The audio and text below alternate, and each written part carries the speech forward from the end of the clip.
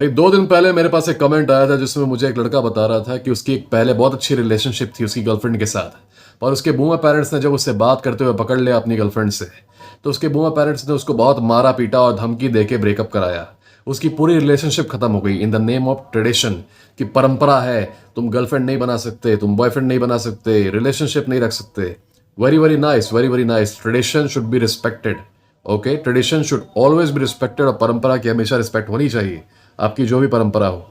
कुछ समय बाद, कुछ साल बीतते हैं और लड़का रिलेशनशिप पे कभी नहीं आता, क्योंकि वो अपने बूमर्स की रिस्पेक्ट करता है, अपने परंपरा की रिस्पेक्ट करता है। और फिर जब उसकी शादी की एज आती है तो ऑफ कोर्स परंपरा के हिसाब से उसे शादी में, अरेंज मैरिज में एक बहुत ही अच्छी पायस वाइफ मिलनी चाहिए, ट्रेडिशनल वाइफ मिलनी चाहिए, राइट। अब बूमर्स कहते हैं कि बेटा देखो, ज़्यादा इसमें चॉइस नहीं करना है, हम लोग जिसको भी खोज पा रहे हैं उससे शादी कर लो। उसका पास्ट वगैरह में जो भी रहा, जो भी अफेयर्स वगैरह रहे, उससे कोई दिक्कत की बात नहीं है, तो उसके पास्ट वगैरह की चिंता मत करो। और उसका पास्ट में कोई बॉयफ्रेंड वगैरह रहा है तो उससे भी चिंता मत करो, वो सब आजकल तो होता ही है यार, अब क्या करोगे। तो इन सब चीज़ों को इग्नोर कर दो, बस शादी के बाद वो कोई बॉयफ्रेंड ना बनाए। तो अब ये तुम देख रहे होगे कि एक टाइम पे जब बच्चे को, लड़के को सप्रेस करने का टाइम था, तो वहां पे परंपरा का बहाना आ गया, वहां ट्रेडिशन का बहाना आ गया। ठीक है। अब जब लड़के की शादी कराने का टाइम है और एक अच्छी लड़की चुनने का टाइम है, तो अचानक से यही सेम बूमर अब एकदम लेफ्टिस्ट लिबरल बन चुके हैं, अब एकदम अमेरिका टाइप के, कि नहीं नहीं, पास्ट डजंट मैटर, क्या हुआ उसने कुछ लड़कों को डेट किया पास्ट में, तो इससे अब फर्क नहीं पड़ता। Okay, the past does not define her, अब तुम जाके उससे शादी कर लो। बेसिकली ये बूमर्स ग्रूम कर रहे थे अपने बच्चे को कि ये रिटायरमेंट प्लान बन जाए, कि जब तुम खुद अपनी पार्टनर खोज सकते थे, जो पार्टनर तुम्हें सही में प्यार करती थी, जो कि तुम्हारे साथ रहती, जिसके रेड फ्लैग्स और ग्रीन फ्लैग्स तुम जानते होते, तो उस पार्टनर को इन्होंने लड़के को मार मार के ब्रेकअप कराया।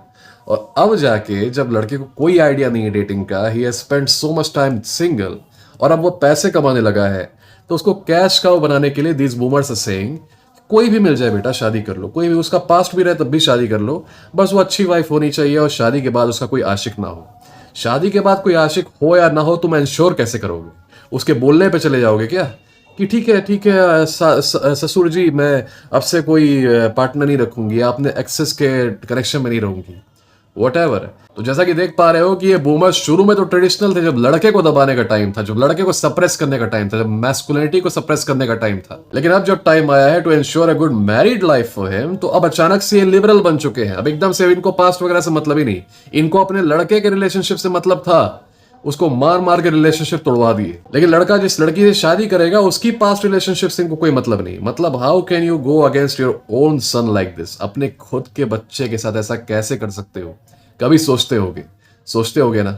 ऐसे ही एक और एग्जाम्पल सोचते हैं। तो मेरी एक मुलाकात हुई थी एक लड़के से, एक प्रोफेशनल परसूट में। वो काफ़ी इंटेलेक्चुअल था, काफ़ी नॉलेजेबल था, पर लेफ्टिस्ट था। तो एक बार क्या हुआ कि मैंने उससे ऐसे ही बातों बातों में बोला कि देखो, you are a feminist, I know. वो बहुत फेमिनिज्म को सपोर्ट करता था, रेडिकल फेमिनिस्ट था। मैंने ये किया है, वो किया है, that's why we need feminism और बाकी सारी चीज़ें।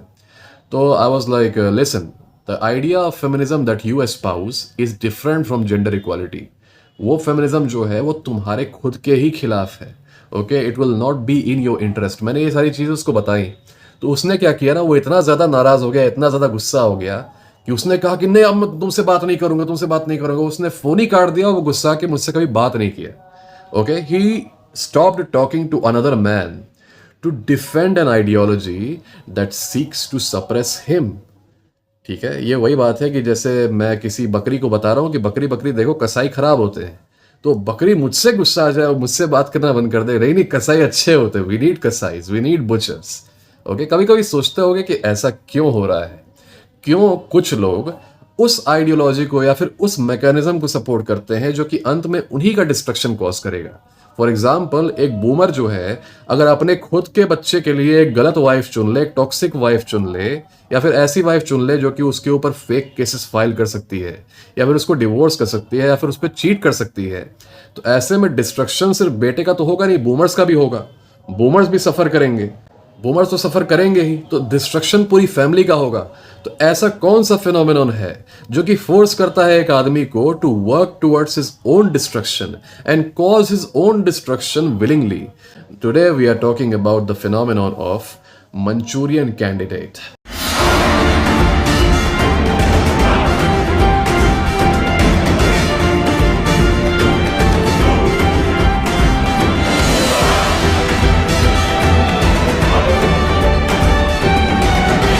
अब इससे पहले कि एनपीसी लोग मंचूरियन सुन के वो खाने वाला मंचूरियन समझ लें, मैं बता देता हूं कि मंचूरियन कैंडिडेट होता क्या है।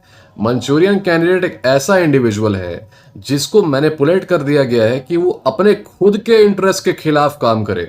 अब जैसे कि बूमर्स बूमर्स क्या करते हैं, वो खुद अपने लड़कों को, अपने सन्स को इमैस्कुलेट करते हैं, फेमिनिन बनाते हैं, वीक बनाते हैं, ये जानते हुए भी कि बाद में जाके जब कोई क्राइसिस आएगा या फिर कोई प्रॉब्लम आएगी तो ये वीक सन खुद को डिफेंड नहीं भी कर पाएगा, बूमर्स को भी डिफेंड नहीं कर पाएगा और बूमर्स का तो डिस्ट्रक्शन आएगा ही आएगा। वैसे ही जैसे ये बूमर्स अपने खुद के लड़के की रिलेशनशिप प्रोस्पेक्ट खत्म करवा देते हैं, जबकि उन्हें पता है कि उस लड़के के पास ज्यादा चांस है to find a better woman than them looking for some arrange marriage somewhere, जिसमें रिस्क काफी होता है, वो पता नहीं लगा सकते। फिर यही बूमर्स जब मैरिज के बाद प्रॉब्लम आती है, जब इनके बेटे को कोई टॉक्सिक वाइफ मिल जाती है या फिर कोई ऐसी वाइफ मिल जाती है जिसकी फैमिली गुंडे टाइप की हो, क्रिमिनल टाइप की हो, तो फिर ये बूमर्स का डिस्ट्रक्शन तो होता ही है, क्योंकि सिर्फ बेटा ही सफर नहीं करता।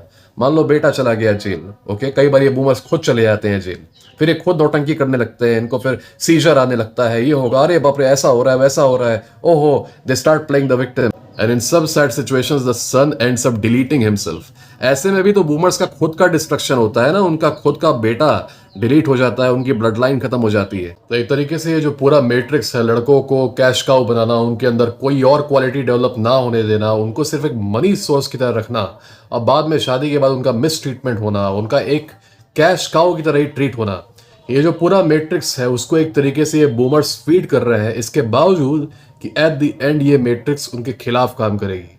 सो बेसिकली बूमर जो है वो सोशलिस्ट प्रोपेगेंडा, मीडिया और रिश्तेदारों की ब्रेन वॉशिंग में आके खुद अपने ही इंटरेस्ट के खिलाफ काम करता है, मतलब अपने ही लड़के के खिलाफ काम करता है।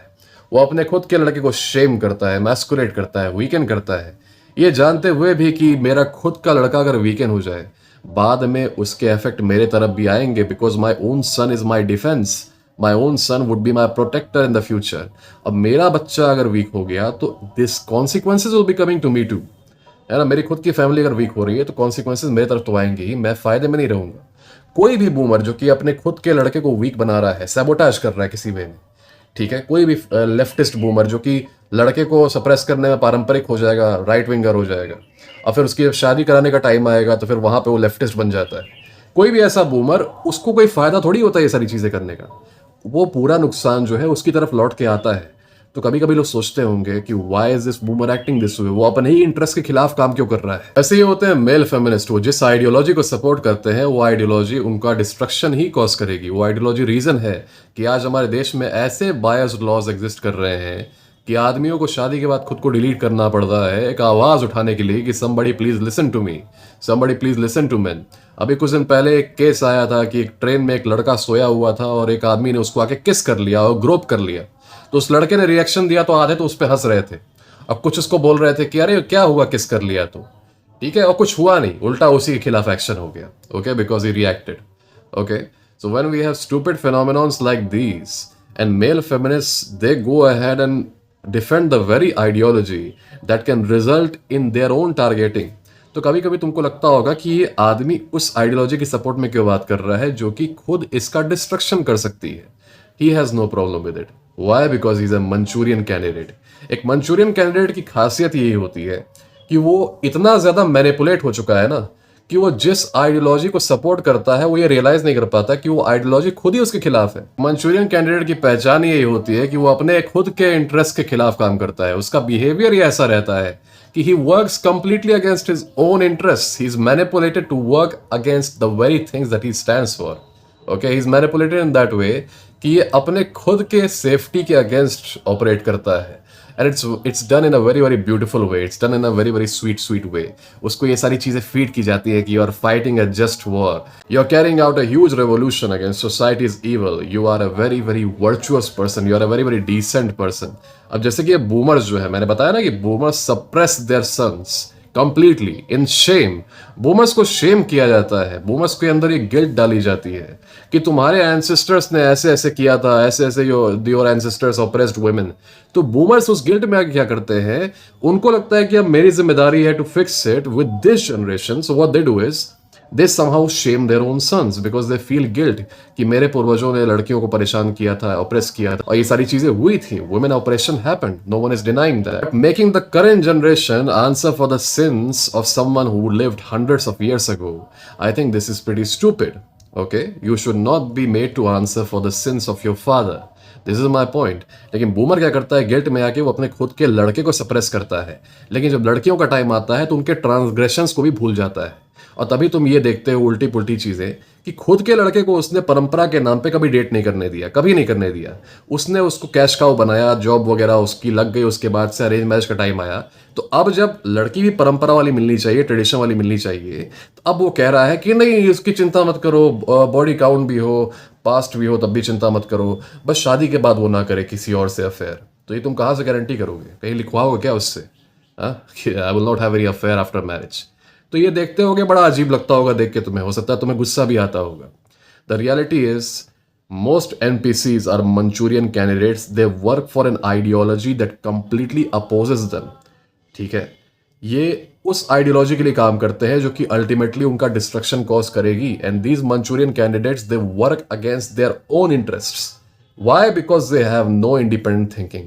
इनके दिमाग में कुछ भी डाल दो ये मान लेते हैं. कोई भी विशी वॉशी स्वीट साउंडिंग थिंग डाल दो तो ये बैठ के सोचते नहीं कि is it working against my interest somehow, is it working against my family, is it working against my son, is it?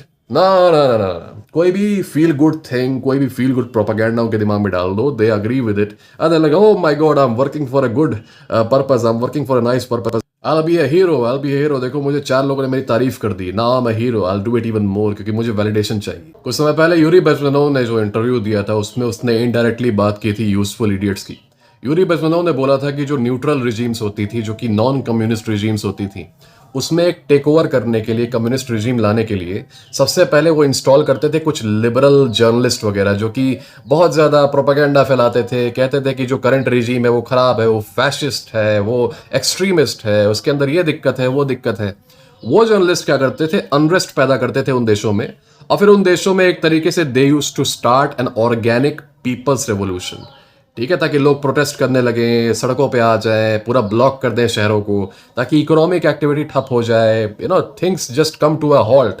And then what would happen, this communist guerrillas they used to take over. सबसे important चीज तो अब आती है, Yuri बेज़मेनोव ने बताया कि जो ये यूजफुल इडियट्स थे, तो जब communist guerrillas government take over कर लेते थे और गवर्नमेंट फिर कम्युनिस्टों की बन जाती थी, तो होता ये था. तो फिर ये जो यूजफुल इडियट्स थे, journalist, activist, human rights activist, जो जस्टिस की बात करते थे, इक्वालिटी की बात करते थे, फ्रीडम ऑफ स्पीच की बात करते थे, प्रेस फ्रीडम की बात करते थे, सबसे पहले they were the ones to face the wall. Face the wall मतलब समझ रहे हो ना? They were the first ones to be executed. इनका काम वहां तक खत्म हो चुका था. इनका काम तब तक था जब तक इनकी रिजीम नहीं बनी थी. तो इनका काम था डिस्टेबलाइज करना उस देश को. जहां इनका काम खत्म, बाकी अब तो मेरा राज बन चुका है, तो अब तुम लोग का क्या काम यहाँ पे? कहीं भी रिजीम चेंज हुआ आज के टाइम में तो तुम देखोगे इस रिजीम चेंज के होने से पहले जो प्रोटेस्ट वगैरह हो रहे थे ना, उसमें कई सारे फ्रीडम लविंग, इक्वालिटी लविंग लोग जो कि ब्रेन वॉश हो चुके हैं, जिनको मैनिपुलेट कर दिया गया है लोगों के द्वारा, कुछ और एंटिटीज के द्वारा, वो आके अपने ही देश में वो डिस्टेबलाइज करते हैं हर चीज़ों को.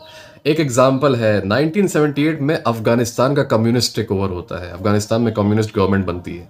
ठीक है, उसके बनने से पहले उस देश में डिस्टेबलाइजेशन हो रहा था. और क्या हो रहा था कि कुछ leftist liberal intellectuals, NGO, journalist जो कि ह्यूमन राइट्स, इक्वालिटी की बात करते हैं, यूटोपिया की बात करते हैं, they are very very active. और उनको सही में लग रहा था, जेन्युइनली उनको लग रहा था कि अगर हम लोग एक कम्युनिस्ट रेवोल्यूशन ले आते हैं अफगानिस्तान में तो everything will be completely hunky dory, हर तरफ एकदम सब कुछ सुंदर हो जाएगा, rainbows and sunshines and whatever.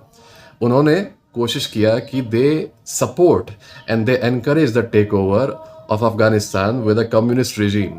लेकिन जैसे ही कम्युनिस्ट रिजीम का टेक ओवर होता है, तो अगर किसी को थोड़ी बहुत भी नॉलेज है कि कम्युनिज्म का क्या व्यू है फ्री स्पीच को लेके, क्या व्यू है मतलब क्वेश्चनिंग को लेके और ह्यूमन राइट्स को लेके और एक्टिविज्म को लेके, तो उन लोगों को शायद थोड़ा सा आइडिया हो जाएगा कि इन एक्टिविस्ट का, जो ये लेफ्टिस्ट एक्टिविस्ट थे, इनका हाल क्या हुआ उसके बाद से.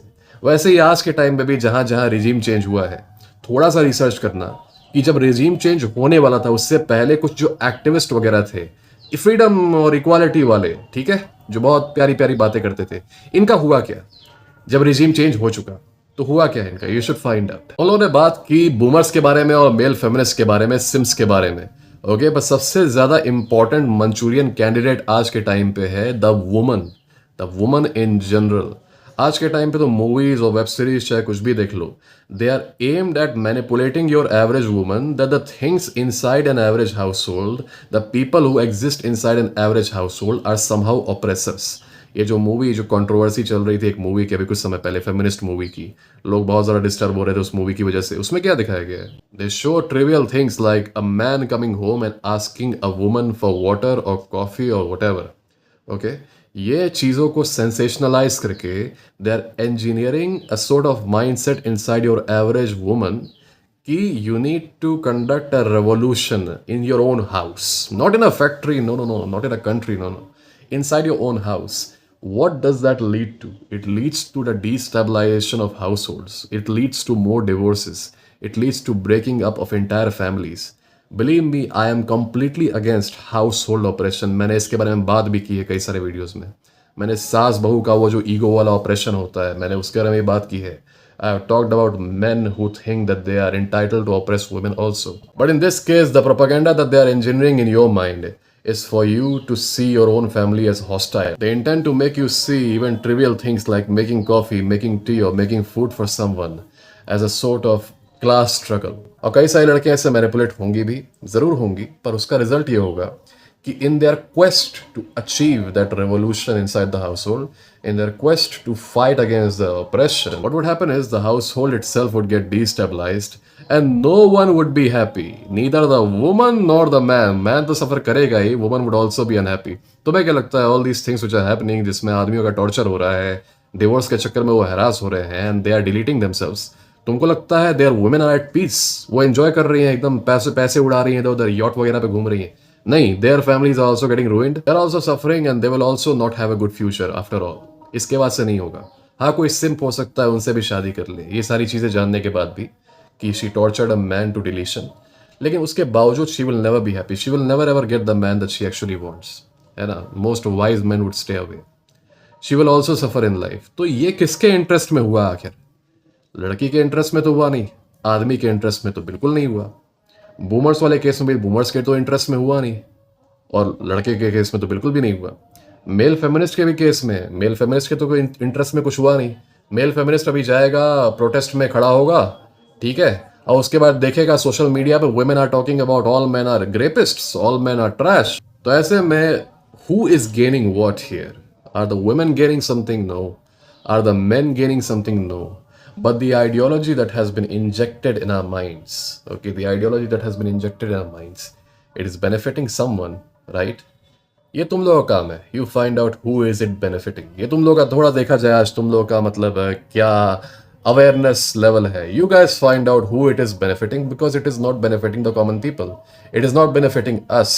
We are just Manchurian candidates, we are working against our own interests to feed someone else's. I hope तुम्हें ये कॉन्सेप्ट समझ में आया हो। आज से तुम ऑब्जर्व करोगे इस चीज़ को होते हुए सोसाइटी में, और कोई प्रॉब्लम हो तुम्हें, whether it has to be with dating और मैनिपुलेशन और बुलिंग और मैस्कुलिनिटी इन जनरल, तुम्हें डिस्क्रिप्शन में जाओ, मुझे ईमेल करो, मेरा ईमेल है डिस्क्रिप्शन में, इंस्टाग्राम है, टेलीग्राम है, you can contact me there. मुझे जब टाइम मिलेगा मैं रिस्पॉन्ड करूंगा। वरना अगर मुझसे इमरजेंसी कॉल बुक करनी है तो मेरे बायो में जाओ, सबसे पहला लिंक जो है, it is to book a call with me, तो वहाँ पर बुक करो, वील स्पीक। तब तक के लिए guys, you take care of your self and open your eyes, be a little bit more observant.